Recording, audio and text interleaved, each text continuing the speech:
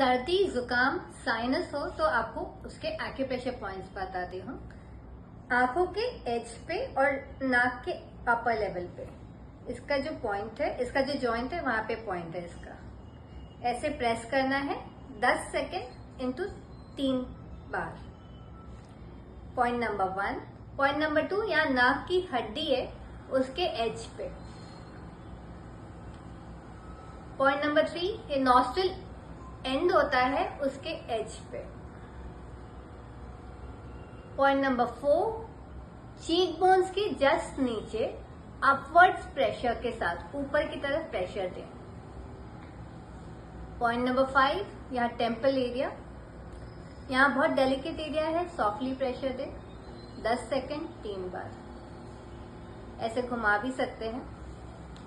Point number 6, eyebrows के ऊपर pressing या प्रेस कर सकते हैं या पिंच कर सकते हैं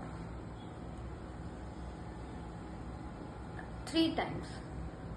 पॉइंट नंबर 7, ललाट पे बिंदी का एरिया, चारों अंगुलियों से प्रेस करेंगे एक के ऊपर एक रख के। इन सब पॉइंट्स को हम साथ में भी दे सकते हैं।